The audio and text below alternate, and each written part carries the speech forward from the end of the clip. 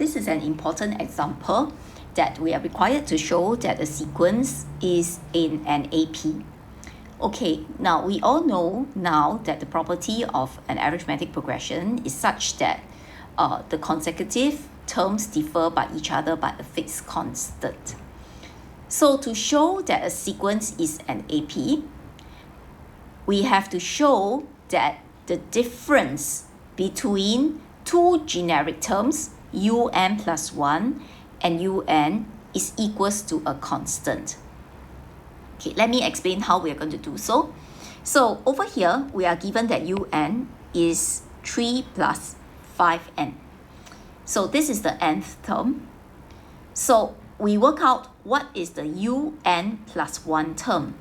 Okay, un plus 1 term is obtained by substituting n as n plus 1.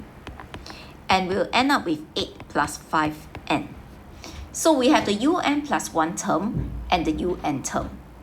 Now, this crucial step here, we take the difference between un plus 1 and un. Now, when we are applying this formula, we have to take note. Just now I forgot to mention, n is greater than or equals to 1. Okay, because u0 doesn't make sense. So, and it is also given to us that n is a positive integer. Okay, so back to here, we take the difference between un plus 1 and un, show the subtraction, and it is equals to a constant. Okay, since it is equals to a constant, it means that the difference of any two terms in this sequence is always equals to 5. And this 5 is the common difference. Okay, so this value of the constant is the common difference. And hence, the series is an AP. Now, a lot of students have the tendency to just show two fixed terms, the difference of two fixed terms. So what many of you would do, this is the wrong solution, okay, the wrong solution. What many of you will do is you go and find what is u2, which is 3 plus 5 times 2, and this will give me 13.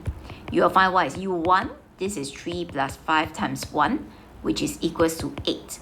Then you will say that u2 minus u1 is equals to 13 minus 8 is equals to 5. It is equals to a constant.